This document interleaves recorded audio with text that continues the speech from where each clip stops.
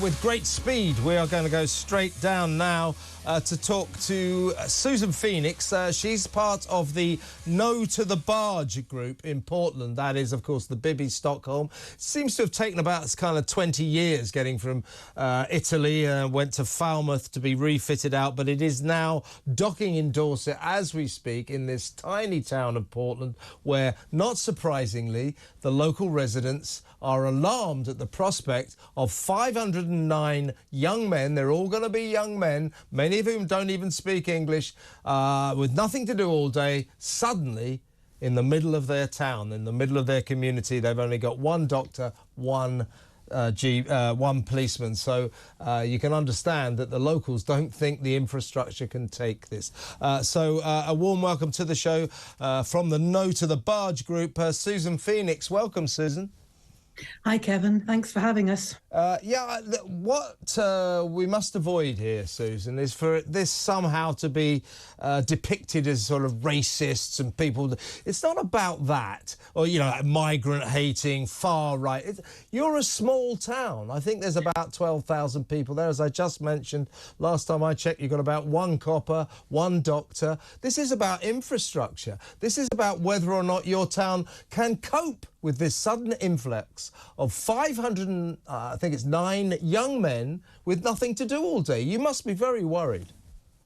Absolutely. I have been down at the port this morning following a group of people who were there from 2 o'clock. They're so incensed and so annoyed by it. I have to just put it right. We are a small island and we do have a couple of doctors, you know, but we're a UNESCO World Heritage Site here. We have beauty. We have the countryside. People don't even know where we are or who we are, especially the government. So they've gone, oh, put that barge down there. Those little people won't mind because they'll just roll over. And unfortunately, our local councils have rolled over.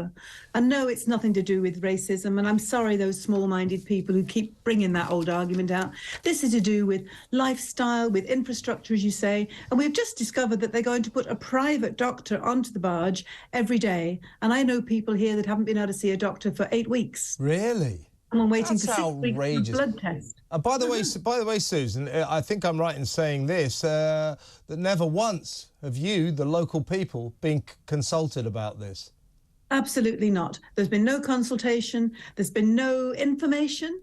And even the local council now, because they have been given, well, somewhere near 2 million, they don't bother telling us anything anymore. We had a big meeting with them and they don't agree with it. But no one with the strength, I'm not allowed to say the real words on here, am I? No. There's no one with the strength to actually say, look, this has got to stop. We're being used as idiots. We've been portrayed by Portland Port, who are a wealthy company, and they are also partly owned by people who own a wine company, Langham's. So we have a Mr. Reeves and a Mr. Langham who are frightened to speak to anybody. They're going to wait. They're going to have a big press conference and come across as the feudal landlords putting the little people in their places because we've heard they think we won't make a fuss. Well, we will. I was there this morning, Kevin, and people were driving in from all the villages around. You know, everybody, I would say 99% of people do not want this barge.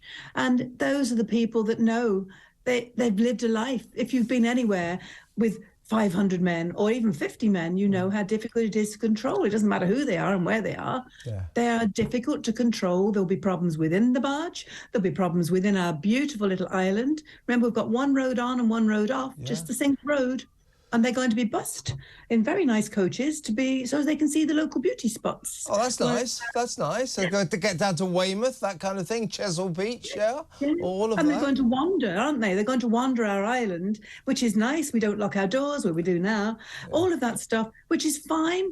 It isn't racist to say we know that a lot of single men wandering around are going to have problems. Yeah. They're going to have problems and we're going to have problems. There's nothing wrong with that. Because we have to stress, of course, these people, quite rightly in my view, I mean, I'm no fan of the migrant crisis, I'm no fan of what's going on, but I don't think that these people, once they do get here, should effectively be imprisoned, so they're not locked up. They're free to, as you say, wander around, and as you also quite rightly say, 509 young men, because they're all males, with nothing to do all day. That is a recipe for disaster. And when you say, really interestingly, Susan, that, you know, you got no backing or help from the council, that's because the government's going around the country with these hotels, various and also these big asylum seeker camps they're now currently setting up. They're sort of bribing the local council. So your local council was given a £2 million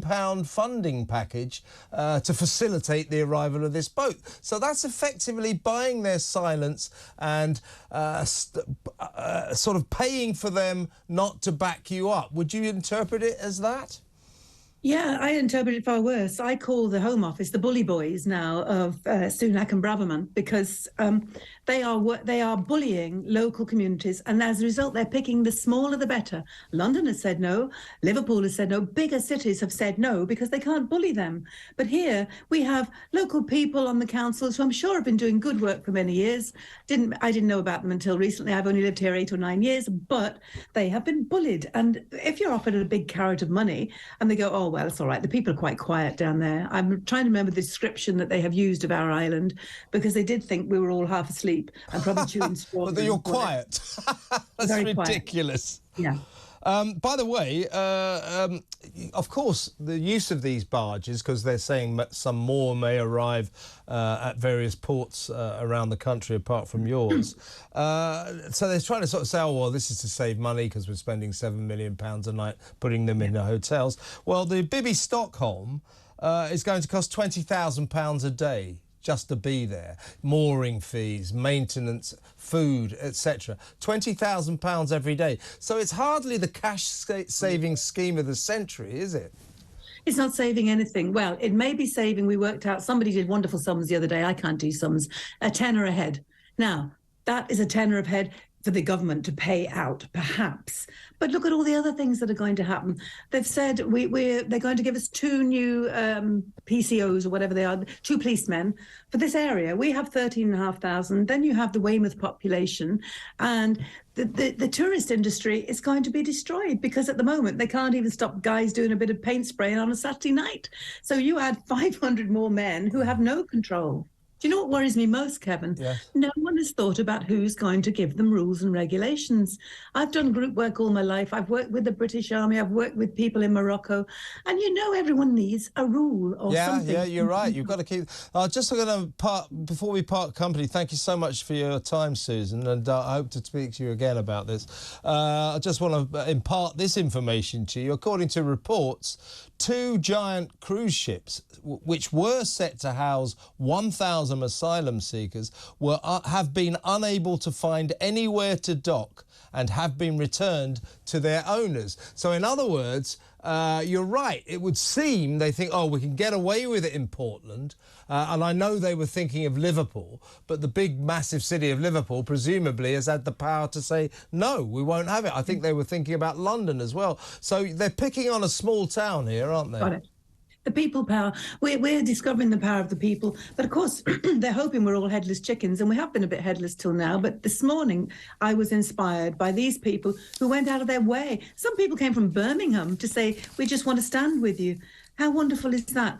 We can show, actually, they're going to do the opposite of what they're hoping to show, that we're all stupid and do as we're told. We're going to show that we can work together, we can change this situation, and that the Home Office can stop flashing their cash at our local businesses who are really rather foolish, and stop patronising us. We're going to get this sorted.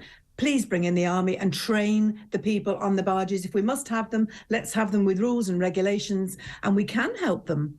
But it has to be done properly with people who are used to helping groups, not, what is it, an Australian tourist firm that's getting God knows how many million from who their cronies are in our government.